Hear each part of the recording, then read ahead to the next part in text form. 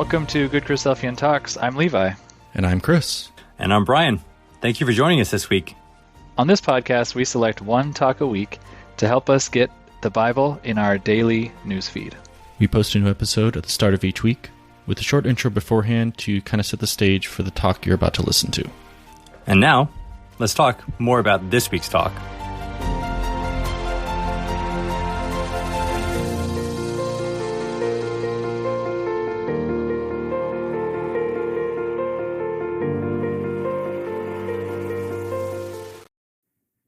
Hello and welcome back. This is Brother Chris. I wanted to start real quick before we get into the talk, which we are going to be listening to from a series that Brother Matt Tuckson gave earlier this year at a 25 and older conference up in Ontario, which is really, really excellent. But before I get into telling you why I picked this class and why I picked this series, I also wanted to do a programming note similar to what Levi did a few weeks ago. And that is that we have a new host joining the podcast. Some of you may know him. Fun fact, he has been a speaker on the podcast every season except for this one. We're in the middle of the 6th season, and in our first one, and that is Brother Jason Hensley. Some of you may have heard his talks or may know him from doing the Magnify Him Together podcast, where he does an end-of-the-week encouragement as well. He leads the Heritage School here down in Southern California as well. So we're really excited to have Brother Jason joining us. I know that Levi, and I have been friends for many, many years and always stay connected. And it was super exciting that he was interested and willing. And as you will hear from him next week, that he is excited to be able to join the podcast and join in on the rotation. Brother Brian will still be in the mix. As you heard, he did his class last week. And so he'll still be sprinkling in here and there as he's able to. And so he'll still be presence on the podcast as well, but we're excited to be able to add Brother Jason in. So you got a month of old school with just Levi and I alternating back and forth, and then we'll now be able to go back to our regularly scheduled programming of every 3 weeks. We're excited to have Jason on. I hope that you enjoy his first talk that he has picked. It's going to be great to have him on board with the podcast. With that, I will do just a quick introduction into Brother Matt Tuckson's class. This was sent in as a recommendation. The title of this first class is Faith and Anxiety, and is actually the overall subject for the 4 classes that he gave. There were 3 classes with an exhortation in the middle. And what I really appreciated about this class is Brother Matt, one, he is speaking from a place of experience. So he is speaking from a place of struggle that he has in his own life and he's had to work through, which I always find to be really valuable when hearing from a speaker that they have firsthand experience in whatever topic they are teaching about, and that he takes a really practical look at sort of the struggles you can face when you have anxiety and how that can impact your faith in the same way that any struggle that you might have in your life with any sort of temptation or sin can have an impact. But anxiety has this way of impacting you in ways that other temptations and sins might not otherwise do. So I really appreciated this. The sister that wrote in to recommend this really gave an excellent recommendation. She also suggested that the first class was a great place to start, which hopefully in most class series it is.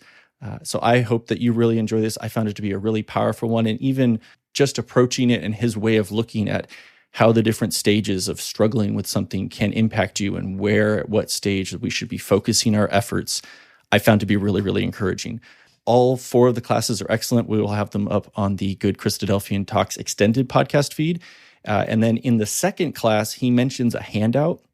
Now, the second class isn't going to be on the podcast, but I will make sure to have it linked in the Good Christadelphian Talks extended feed. So if you want to look at the handout he references there, I would highly encourage take a look at it and you give it a listen. This entire series I would recommend because he does a very good kind of systematic looking at each step that I found to be really encouraging and a good reminder for myself and just general walk. And then also I think it is a good reminder for you to be able to do if you or somebody you know struggles with some of these same types of things.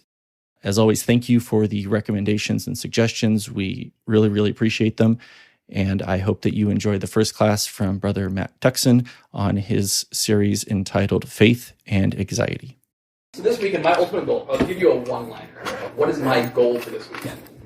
Is to show you the agency that you have in this battle. So that you have some amount of power, have some amount of influence over this battle. It's not something that's happening to you.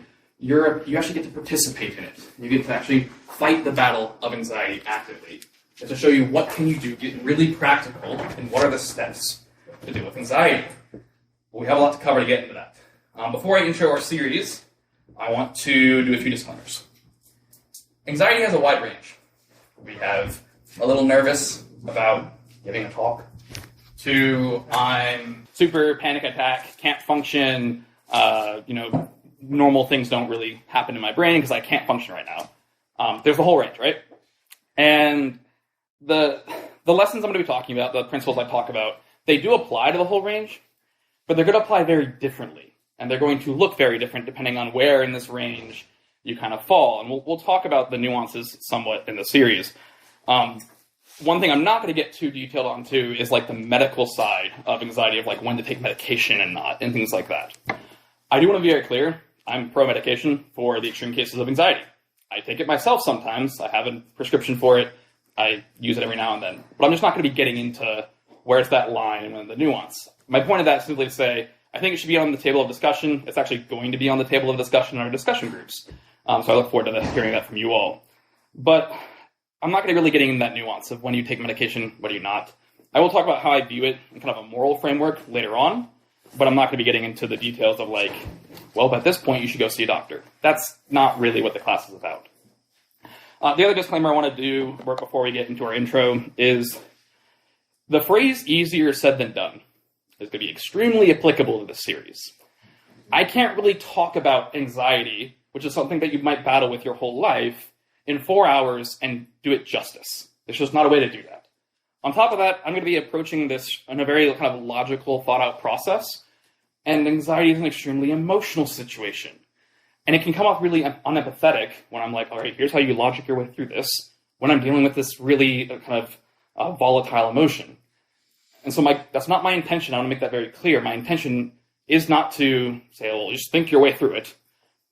But we are going to be approaching this from a very logical, biblical point of view. It's not my intention. I understand that's going to sound easier said than done. I'm going to reiterate that a few times. But I understand the challenge of anxiety. I understand it's an emotional thing. And I understand easier said than done is going to be really applicable. There's just not a way I can change that and still go through this in a kind of logical, analytical way, which is what I think we need to do when we're not in the state of anxiety. We need to be thinking of it in that kind of logical, analytical way.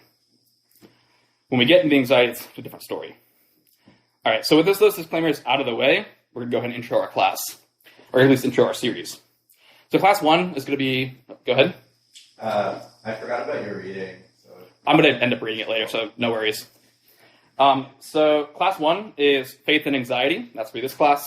What motivated this class was essentially kind of both being in, for those of you who don't know, I was in mainstream Christianity for a while, so both being in mainstream Christianity as well as now Christadelphia, I've heard two different stories largely when it comes to anxiety. One is that it's 100% about faith, and if you don't, if you have anxiety, the reason you have anxiety is because you don't believe hard enough. You don't have enough faith, you need to pray more, you need to believe harder. That's the solution to anxiety. And it's entirely focused on that. Anxiety equals bad faith. And it's just that kind of blunt and simple and kind of extreme. Then there's the reaction to that, which is that anxiety is entirely a medical problem. There's nothing about faith. It's like the mental equivalent to breaking a bone. You need to go to the doctor for it, and that's how you deal with your anxiety. It's through medication, it's through therapy and things like that. It's not about faith. The Bible doesn't agree with really either of those. And so we're going to be digging into what is the relationship between faith and anxiety. The Bible does connect the two. So what is it? How do I think about it? And then on top of that, if there's a connection between faith and anxiety, how does guilt work with it? How do I feel guilty when I have anxiety? Should I feel guilty? Should I not? Those kinds of questions. Because I know guilt and anxiety are heavily associated within a faith context. And so we're going to try to be dealing with when should I feel guilty? When shouldn't I? And how do I think through that? Class 1 really is about understanding how I should view anxiety in a moral framework. Essentially is the goal of class 1.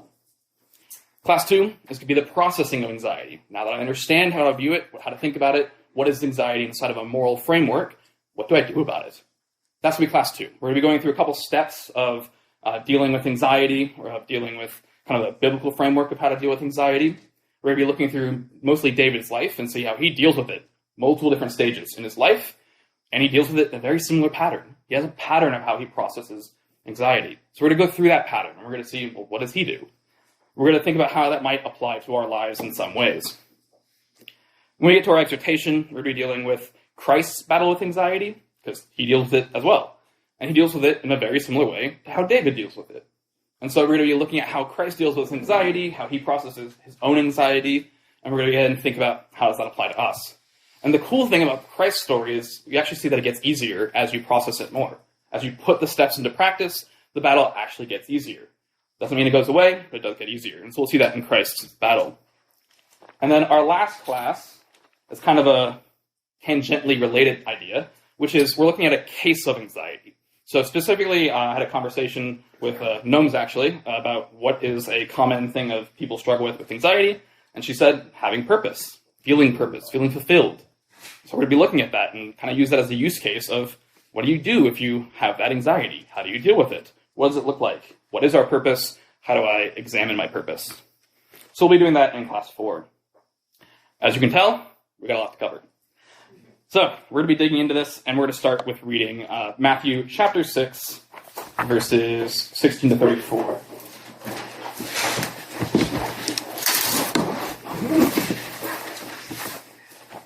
Again, that's Matthew chapter 6, verses 16 to 34. Okay, starting at verse 16. Whenever you fast, do not put on a gloomy face, as the hypocrites do, for they neglect their appearance, so they neglect their appearance, so that they will be noticed by men when they are fasting. Truly I say to you, they have their reward in full. But you, when you fast, anoint your head and wash your face, so that in fasting you will not be noticed by men, but by your Father who is in secret. And your Father who sees what is done in secret will reward you. Do not store up for yourselves treasures on earth, where moth and rust destroy, and where thieves break in and steal. But store up for yourselves treasures in heaven, where neither moth nor rust destroy, where thieves do not break in nor steal. For where your treasure is, there your heart will be also. The eye is the lamp of the body. And then if your eye is clear, your whole body will be full of light. But if your eye is bad, your whole body will be full of darkness. If then the light that is in you is darkness, how great is that darkness?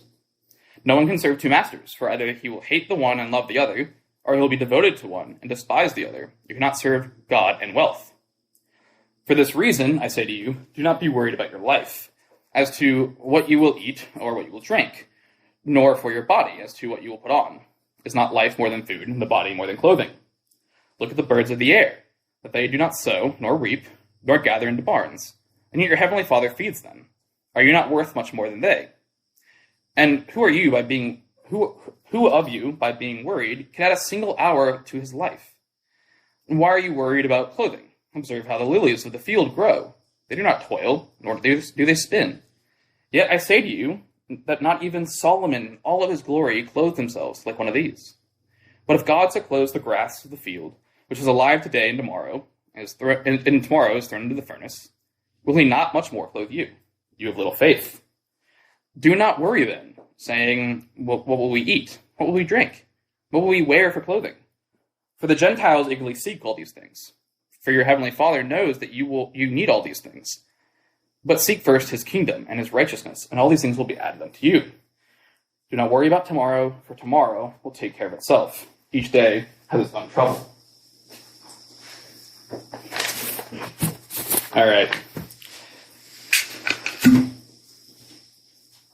So this section is really jarring when you read it.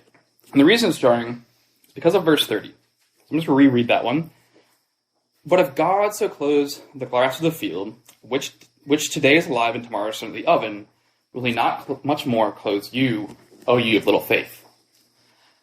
Jesus is telling people, I want us to put ourselves in that scenario. Jesus is telling people who are anxious over base needs, food and clothing, that if you're worried about that, O ye of little faith. That's jarring. Like, if I was in a scenario like, Jesus, chill, like, they're allowed to be anxious about that. That makes sense. Like, I'd be really, like, we need to be okay with this. Let's have some kind of empathy here. But Jesus doesn't approach it that way. He says, "O ye of little faith." And so that sparks the question, why? Why do these people have little faith for having this anxiety, for having this worry? And how do we look at that? How do we approach that? First note, he doesn't say, "Of ye of no faith." I think it's really important. Being anxious or having anxiety in this scenario doesn't tell Jesus they're faithless people. No, they have faith. They just have room for improvement or something to work on within their faith. And that's a very important difference. It's not that these people are faithless because of anxiety. Anxiety doesn't mean you're some terrible person who doesn't believe, but it does mean there's opportunities to work. There's room for improvement within one's faith. And so we'll look at kind of what is that work? What is that room for improvement? And lucky for us, Christ leaves a great hint at the start of verse 25. Verse 25 starts with, "Therefore I tell you." And whenever you see that word or hear that word, therefore, or wherefore, those kinds of language, it means read what I just said. That's the reason I'm saying what I'm saying. It's because of what I just said. So the reason that Jesus can say, "Do not be anxious about your life," is because of what he says and what we've read before verse 25. So in verses 16 to 24. So we're just going to start back in verse 16 and work through what is Jesus saying here, and then we'll think about how does that relate to anxiety. So in verse 16, I'll just read the first 3 verses. "And when you fast, do not look gloomy like the hypocrites, for they disfigure their face, and that their fasting may be seen by others. Truly I say to you, they have received their reward. But when you fast, anoint your head and wash your face, that your fasting may not be seen by others, but by your Father who is in secret. And your Father who sees in secret will reward you." So on its face, this section seems to be telling you how to fast. That's not really what it's getting at. It's not really getting at this is how you should go about fasting. That's not the point. The real point is that we should value God's point of view, God's opinion of us, more than man's opinion of us. And that this is just an example of how these people are valuing man's opinion over God's opinion. By saying, I care more that people recognize me fasting than I care necessarily if God is looking at me fasting. What I'm focusing on is, are people recognizing me? And so what this is getting at is essentially an idea of values. Do you value God's point of view or God's opinion or man's opinion of you? What do you value more? What's more important to you? So it seems like it's about fasting. It's not really. It's actually about values. What is more important to you? God's point of view or man's? If we continue with 19 to 24, we'll see a similar theme. In verse 19 it says, 19 to 24, "Do not lay up for yourselves treasure on earth, where moth and rust destroy, where thieves break in and steal. But lay up for yourselves treasure in heaven, where neither moth nor rust destroy, and where thieves do not break in and steal. For where your treasure is, there your heart will be also. The eye is the lamp of the body. So if your eye is healthy, the whole body will be full of light. But if your eye is bad, your whole body is full of darkness. And if then the light in you is darkness, how great is that darkness? No one can serve 2 masters, for either will hate the one or love the other, or he will be devoted to the one and despise the other. You cannot serve God and money." And again, at first, this seems to be saying, okay, what should I value more as far as money goes? This seems to be talking about money. But again, that's not really the focus. It's not really about money. It's about internal values. Do you value things on earth, or do you value things in heaven? Do you value things of God, or do you value literal money? We know this because he says, lay up for yourselves treasures in heaven. He's not saying there's some stock exchange in heaven that I should go invest in. He's talking about what you care about. Where your heart is, or where your treasure is, that is where your heart will be also. He's saying, do you care about the things? What do you value? What is important to you? The things on earth, where moth destroys, thieves steal. Or do you care and value things in heaven, the eternal? Again, it's talking about values. Both sections are trying to get us to change how we evaluate things. How we go from valuing things from kind of man's point of view. I care what's right in front of me. I care about how people view me. I care about money and my basic needs. This is what I care about. To kind of God's point of view. I care about the eternal. I care about God's opinion of me. I care about what's everlasting, not the temporary. It's trying to get us to change how we evaluate things. This brings us to a concept that I like to call value systems. Essentially, it's this idea of how do you value things? How do you find things important? It's similar to the idea of priorities. And then on top of that, it's how do they interact with each other? So not just do I value something, but do I value it more or less than something else? And then as situations happen in my life, do these values change? Do I value other things more or less? This is essentially a value system that you have that's constantly changing. When you get in situations, what you care about may change a little bit because that situation is happening to you. And so that's kind of what we're looking at is value systems is essentially this idea of what is important to you in a specific moment. And again, that might change as different moments happen. And this doesn't just have to do with religious beliefs. It's not just God versus man. It might be, today I really care about if I'm on time, but tomorrow I don't. But very different things can fall in this value system. It's not just religious things or important things. It's kind of the whole range of everything going on in life. And what this sections that we've read up to now are trying to say, evaluate things so that the eternal, so that the everlasting, so that God's point of view is up in the top of that value system. It's very high in your priority list. And that the temporary, the man's point of view and all those things are a bit lower in that value system and what you find important. And Jesus uses this to say this is the reason he can say, do not be anxious for your life. Huh? Okay, why? And I think this makes a lot of sense. Because what Jesus is getting at is that the reason these people are anxious is because there's actually something off in that moment of anxiety with their values, with what's important to them. This is something that was told to me. I used to go to therapy for anxiety. And this was something that, although it came from a humanistic point of view, when you kind of put your God filter on, you can turn it into a really cool lesson. And that is that our anxieties come from essentially deep and personal cares. When you're anxious about something, it's because you care a lot about something related to that anxiety. It might not be directly that anxiety or that thing that's in front of you, but it's something related to it, and you care a lot about it. So for example, if I had social anxiety, it means I have a strong care for something related to social situations. It might not be that I care about social situations, but it might be that I care about being respected, and that there's a threat to that respect if I'm in a social situation. It might be that I care about being approved of, or it might be that I care about not being embarrassed. I've had a really bad event in my life where I was embarrassed in my life. I don't want that to happen again, and there's a chance that might happen in a social scenario. And these cares, these deep cares, push this anxiety at the top of my list, of my value system. Now, all of a sudden, when I'm afraid of this embarrassment, not being embarrassed now matters more to me than anything else, because I'm anxious about it.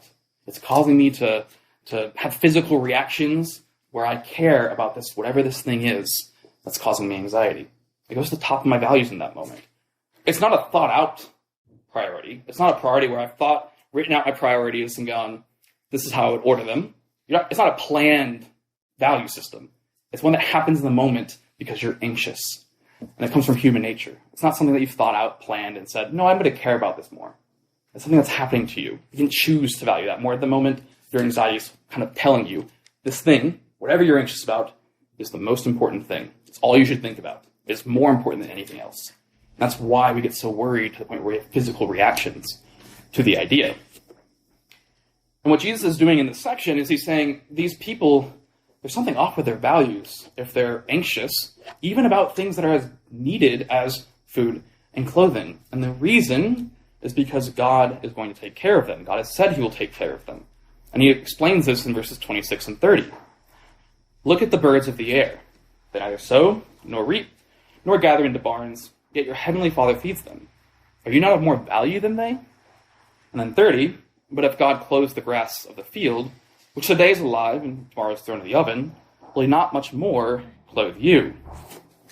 Essentially, Jesus is saying that there's God who values us as people more than he values grass and birds. He values us so much that he gave his only son for us, and if he values us this much, it takes care of other things that he values less, then he'll take care of you. And if we truly believe that, if that's an actual true belief to the point where it impacts our feelings moment to moment, well, then we wouldn't be anxious, because we would internally have accepted that that's a true statement, and that the concern of not having food wouldn't be there.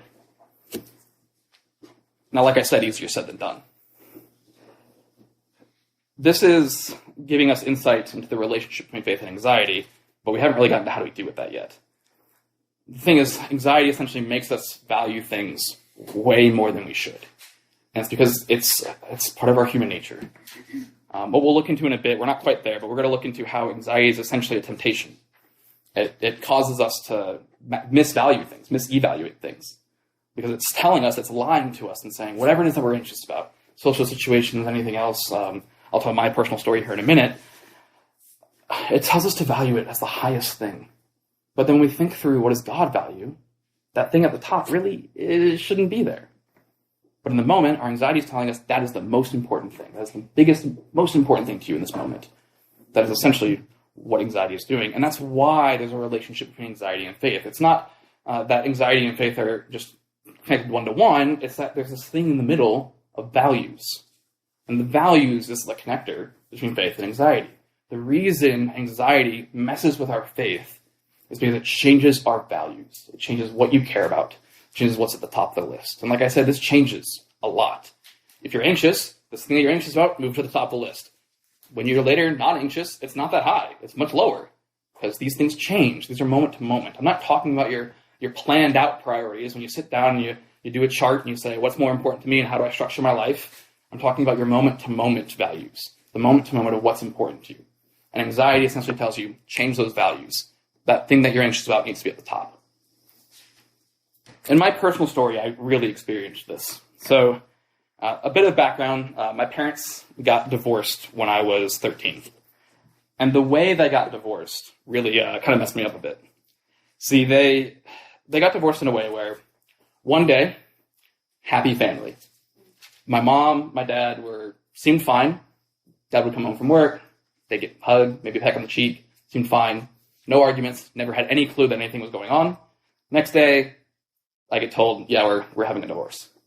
And what that did to me is essentially goes, gotcha, so a relationship can break up at the drop of a hat. Like, just like that. We can go from perfect, great relationship to it's over. Just like that. And that's what it became an ingrained belief, right? That's what I kind of took from that. And then in my future relationships for years, I felt like that. The first instance anything would go even remotely wrong, an argument, even like usually the person I would be dating would be generally a happy person and they had like a bad day. It wasn't even like a problem with me. It was just like they just seemed off. Oh my goodness, is this happening to me? Is this the drop of the hat? Is this the end of the relationship? Panic, panic, panic, panic. Anxiety. And what that did for me is essentially say, making this relationship stick together is the top of the list. It's more important than anything else. More important than, is this relationship good for me? It's more important than, should I actually be dating this person? It's more important than, do I even like this person? It was more important than anything else.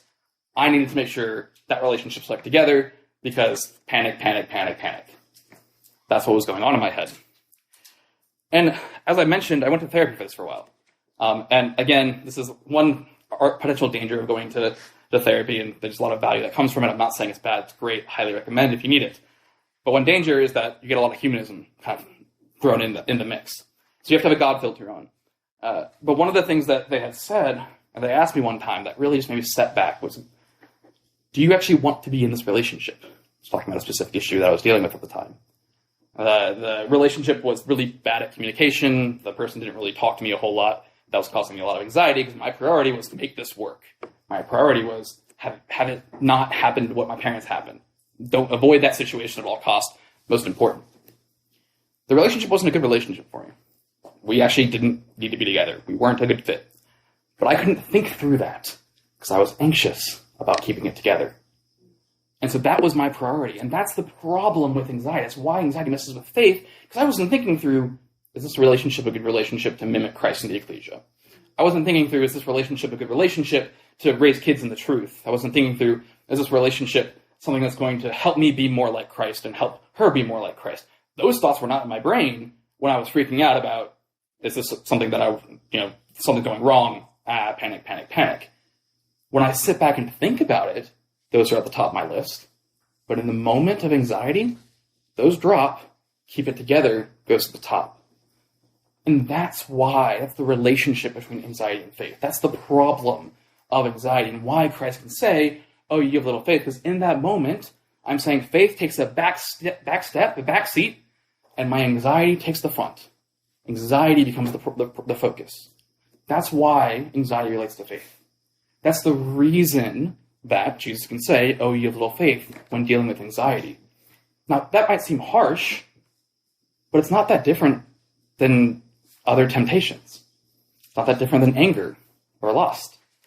And I think that's why Jesus puts this section of anxiety in the Sermon on the Mount, after talking about anger and lust.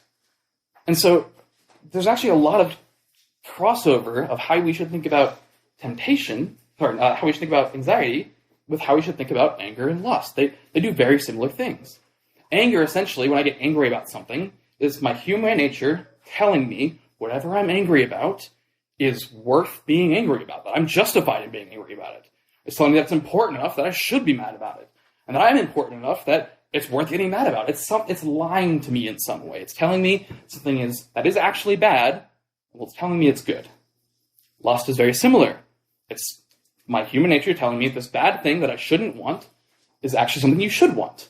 It's my human nature telling me that I should evaluate things differently than how God evaluates things. Anxiety is the same. Anxiety says, evaluate things differently than how God evaluates things. Evaluate things in a way that's wrong, that's incorrect. But I'm going to make you do it. I'm going to make it the most important. I'm going to tempt you to do it. And this is why I say anxiety is similar to a temptation. And so when we look at it in that vein, the question becomes, how do we think about guilt? How do we think about guilt in the context of anxiety? I think this is important because when we say that faith and anxiety are related, and that having anxiety suggests there's issues in our faith, well, that makes me feel really guilty when I have anxiety. That makes me feel like, well, I didn't choose this. I didn't want to have anxiety. I didn't ask for it. Yet apparently when I have it, I have a faith problem? That's not fair. And now I'm a bad person because I have anxiety? You start going through this kind of rabbit hole of thought. And so I want to make sure that we have a really proper understanding of how guilt works with this. Because I don't want people to walk away from here going, man, he said that I'm of little faith. If I have anxiety, I must be a terrible person. And that's the takeaway from the weekend. That would be terrible. And so that's not the takeaway. And we're to look at how do I deal with guilt when it comes to anxiety. And so if anxiety is a temptation, I think it's really valuable to think about other temptations and how guilt work with them. And then apply those ideas into anxiety and say, so it probably works the same way with anxiety if anxiety is a temptation. And so in doing that, we're going to read 3 sections, and we're going to see what can we take away from them. Section 1 is going to be Matthew 5, verses 21 and 22. So Matthew 5, verses 21 and 22. You have heard that it was said of those of old, you shall not murder, and whoever murders will be liable of judgment. But I say to you that anyone who is angry with his brother will be liable to judgment. Whoever insults his brother will be liable to the council. Whoever says, you fool, will be liable to hellfire. And then we're going to read a little bit further down, verses 27 to 30. You have heard that it was said, you shall not commit adultery. But I say to you that everyone who looks at a woman with lustful intent has already committed adultery with her in his heart. And if your right eye is causing you to sin, tear it out and throw it away. For it is better for you to lose one of your members than for your whole body to be thrown into hell. And if your right hand causes you to sin, cut it off and throw it away. For it is better that you lose one of your members than your whole body is thrown into hell. And in the last section, you don't need to flip there because it's just one verse, but it's Ephesians 4, verse 26. Be angry and do not sin. Do not let the sun go down on your anger. So we're going to take these 3 sections and go, what can we take away from them when it comes to guilt and sin versus temptation, all these ideas? How should we be thinking about it in kind of a moral framework? And we're going to apply those ideas to anxiety. So first thing is that anger, based off what we read in Ephesians, in and of itself, it's not a sin. It's not a sin to be angry, but it is a temptation. It's not something that initially demands repentance. However, it is something that should lead us to want to change, to want to get out of that spot of anger. It's not something that we should feel guilty in and of itself, but given it's a temptation, we need to work out of it. Staying in anger is not good. Jesus very clearly says in the first section that being angry and stewing in anger, not good. Even little acts of anger. You didn't kill the guy, but you said you fool, you talk behind their back. Those are still sins. So acting on it even in minor ways is a sin. However, just having anger in and of itself, not a sin. It's a temptation, but it's something that leads to sin. It's bad, but it's not something that you should feel guilty for or like you've transgressed about. Similar with lust, we cannot do it. We cannot sit in it. We cannot just look at someone and say, hey, I didn't do anything, I just looked. We need to work our way out of the temptation. We need to not just go, I'm tempted, but I'm not sinning, so I'm fine. It's, no, I'm tempted. That's close to sinning. I need to get out of this. You haven't transgressed, but you are in a state of temptation. We really get this idea when Jesus says that if your eye offends thee, to pluck it out or pull it out, depending on your version. Essentially, he's not saying you're sinning, that's bad, repent. What he's saying is you have this temptation that leads to sin. We need to take that out. And he's not saying stop sinning. He's actually saying work on the temptation. So this is a clear, really important point. He doesn't say don't commit adultery. He doesn't say don't murder. He says work on the temptation before you get there. Okay, so what does that mean for us, right? That means when we're angry, we actually need to stop. Before we get to the murder part, we need to stop and go, okay, I'm in a state of temptation. It's my responsibility to work on this temptation at the temptation level before it gets to the transgression level. I have to deal with it now while I'm just in a temptation state before I can even have the chance to get to the transgression state. I shouldn't feel guilty about being in temptation. That happens. It's part of human nature, but I need to deal with it while it's happening. Since we figure out whatever is causing the temptation of anger or lust and deal with it, work on it on a temptation level, don't wait for it to get to the transgression level. Deal with it in a temptation level. Deal with it with anger and lust, not murder and adultery. Yes, obviously don't do those other things. Don't do murder, don't do adultery. But Christ's point here is to say, deal with it before it gets there. Work on it earlier. Work on it when it's just a temptation. So let's apply some of these thoughts over to anxiety. This will tell us that having anxiety in and of itself shouldn't make you feel guilty. You shouldn't feel guilty because you have anxiety. That's the equivalent of feeling guilty because you have human nature. You didn't choose that. That's given to you. It was handed to you at birth. You had human nature. You didn't choose it. You didn't want it. We still don't want it. It's actually part of what we're trying to do is to change it. But you have it. You have human nature. It's going to make you feel anxious sometimes. It's going to make you want to change your priorities sometimes. It's going to want to make you misevaluate things sometimes. And you shouldn't feel guilty because of that. It's a temptation, and we have human nature. However, it's not something we're supposed to be okay with sitting in that state in. Outside of just the, it's uncomfortable, anxiety is not fun to be in, we also shouldn't want to from a moral perspective. There's a reason to get out of anxiety from a moral point of view. Because when we're in anxiety, we are tempted and somewhat misevaluating what is important and how important it is. We are changing what is on the top of our value list. When I was anxious in my relationships, what was most important to me wasn't what should have been most important to me. And so I'm tempted to then act on that, to then do something about that. For me, it was tempted to stay in relationships that were actively leading me away from God. That's not a good thing, but I was definitely tempted to do it because I had anxiety making me forget about everything else. So you're in this state of anxiety. It's a temptation. And we need to deal with that on a temptation level before it gets to transgression. This also means, similar to how saying mean words when you're angry, or looking upon a woman when you're lustful, these are minor transgressions. And similarly, acting on our anxieties can lead to transgression. And that's kind of a hard pill to swallow sometimes. For example, if I have social anxiety and someone in my meeting needs help, and I say no because I'm socially anxious, because I'm valuing my safety, for example, of feeling, I'm nervous about the social interaction, about being embarrassed. That's more important to me than helping my brother or sister. And so I'm not going to help them because I'm nervous about that. I would argue that's a transgression. That is something that we should feel a minor amount of guilt about. That's an aspect of guilt about. Because you've acted upon your misevaluation. In the same way that with anger, when I've misvalued how important something is and I get angry about it and I punch the guy because he stepped on my toe, that is me misevaluating the situation. Well, when I just chose to stay home because I was anxious about this, being embarrassed in this conversation, that was more important to me than helping my brother or sister, I've misevaluated the situation. I've misevaluated my priorities, of God's priorities. I'd argue that's a transgression. However, this is really important, feeling guilty about a transgression there's actually a usefulness to that. There's a useful thing to being guilty about a transgression. It's supposed to remind you, say, hey, change this. This isn't what you want. It's not just to make you feel like wallow in self-pity, which is what we often can do with guilt. It's just supposed to say, hey, you don't actually want this. This is kind of your conscience, the bit of the Spirit saying, you don't want to go down this path. You didn't want to act that way. It's a guilt that's actually useful. And the point of that, in recognizing that guilt, that's the role of guilt, is to say that when you've said, okay, well, I want to work on this on a temptation level.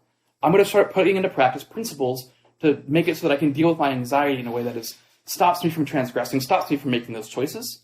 I'm going to do it in a way that is righteous. I'm going to try my best. And I will still struggle with anxiety or anger or lust or any of those other things, but I'm going to make it so that I don't transgress. I'm going to do my best to stop that. But you should stop feeling guilty, because that's the point of guilt. The point of the guilt was to get you there. Once you're there, you shouldn't feel guilty about having anxiety. That's part of human nature. That's a battle that you're going to have until the kingdom comes. That's a battle that you're going to deal with forever. Not forever, sorry, for this life. Yeah, sorry about that. But that's a battle that you're going to deal with for this life, because that's part of our lot in life, is that you have human nature. And we all struggle with different things. Some of us are going to struggle with anxiety, some more, some less. Some of us are going to struggle with anger, some more or less. And the whole mix and variety of temptations we all struggle with different levels. Some of us, I will argue, can actually get to a point where you don't deal with anxiety anymore. Some of us won't. Some of us will get to a point where it's a little bit easier, but it's not necessarily gone. That's how temptation works. But what we do have a responsibility to do when we view it in the light of anxiety, when we view it in the light of lust, we have a responsibility to work on it in the state of temptation, in the anxiety. It's not just, as long as I don't act on it, I'm good. That's the same as saying, as long as I don't commit murder, I'm good. Or as long as I don't commit adultery, I'm good. Or, in the less extreme cases, as long as I don't say the bad words, I'm good. Or as long as I don't look upon a woman, I'm good. But that's not what Jesus says. He says, no. Deal with it when it's a temptation. So we have a responsibility to deal with it when it's a temptation. And that's what next class is going to be about when we get there is, well, how do I deal with it? You told me to deal with it. I got a responsibility to. What do I do about it? How do I actually deal with it? And that's what we end up doing in our next class. So just to kind of summarize what we've talked about so far, I want to first start with the kind of guilt framework. I want to work our way backwards. So the guilt framework we talked about was essentially that anxiety is a temptation. The way you view lust, the way you view anger or any other temptation, you should view anxiety in a very similar way. Because it's your human nature essentially lying to you about how important different things are. It's telling you to misevaluate how you view things. And then it's telling you to act on those misevaluations. It's saying that thing that's really important to you, make sure that stays important and do like things in your life based off that level of importance. For me, that was, again, in relationships. Make sure this relationship that's from a biblical point of view and a spiritual point of view, bad, but make sure it sticks together because it's the most important thing to you in this moment. Anxiety tells you to misevaluate things, and that is why it's a temptation. And we should view guilt in the same context, where you shouldn't feel guilty because you're tempted by something, but you should work on it while it's a temptation. That's the point, that you work on it. You don't work on it when it's a sin. That's when you should feel guilty. You work on it when it's a temptation. However, sins are going to happen. And when you feel guilty because you've acted on anxiety or you've acted on anger or lust or anything else, guilt should be there until you decide to work on the temptation and repent and say, I'm going to change. And then you should let that guilt go, because the purpose of that guilt has been fulfilled. Guilt is a useful tool, but once it's fulfilled its usefulness, get rid of it. It's not useful anymore. You shouldn't feel guilty for having anxiety. We're going to be in this battle for a long time. That's just how anxiety works. That's how temptation works. But when we transgress, guilt is there. It's useful to tell us to get back in the battle, get back to work on this transgression or on this temptation. And then we let it go because the guilt isn't useful anymore. And that's, I think, the spot that a lot of people, me included in cases, mess up. We hold on to that guilt. We associate the guilt with the temptation and say, well, I'm tempted by this thing. I have anxiety. I have anger. I have lust. And therefore, I'm bad. I should feel guilty. Not quite. We should feel guilty when we transgress, but the guilt is useful to say, get back in the battle on the temptation level. And then moving back to how does anxiety and faith seem to relate? It relates by the connection of values. Essentially, when we are anxious about something, we are internally saying whatever it is we're anxious about, whatever aspect that we're anxious about, that is the most important thing. It goes to the top of our list. More important than things that God would say should be the most important. And that's why it relates to faith. It relates to faith not because, anxious bad or your beliefs changed or anything like that. It relates to faith because it changes how you evaluate things in life. It changes what do you find important and how important are they. It changes your priority list in the moment. We know that it doesn't change your big picture priority list if you were to go home and write it out and think about it. But in that moment of anxiety, you're not thinking about that list. You're thinking about whatever is the thing that's the top of your values, whatever is the thing that's threatening to you at that top of the value system. Next class, what we're going to do is we're going to work on, so what do I do about this? Cool, I understand it. I understand when I should feel guilty and when I shouldn't. I understand why anxiety is a problem and how it relates to faith and all those kinds of great things. What do I do about it? And I'm really looking forward to that class because that's the class where I'm really hoping to empower you all. I want to give you guys agency and show this is what I can actually do in this battle. Give you clear steps and say, that's what I can actually do. Because it's really hard to say, or really easy for me to say, hey guys, work on your anxiety, work on your anger, just work on this stuff. What does that actually mean?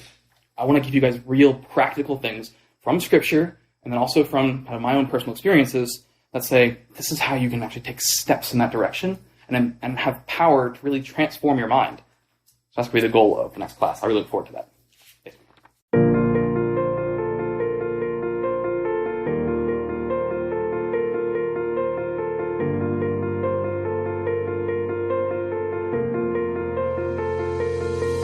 Thank you for listening to the Good Christadelphian Talks podcast. We hope this talk helped you in your walk and brightened your day. If you would like to hear more, please subscribe for new episodes. We are on all major podcast platforms and also on YouTube. If you enjoyed this particular talk, please share it with someone else who you think might enjoy it too. For show notes on the talk you just listened to, visit our website at GoodChristadelphianTalks.com or check out the show notes section of your podcast player. Please share your thoughts on the talk from this week on our Facebook or Instagram pages where we are at Good Christadelphian Talks, or leave a comment on our YouTube channel where these talks are posted as well. If you enjoy listening to the talks that we post and hear one that you think we should share, please tell us about it. You can send us a suggestion using the Contact Us tab on our website or message us on any of our social media accounts. Thank you for listening. God bless, and talk to you next week.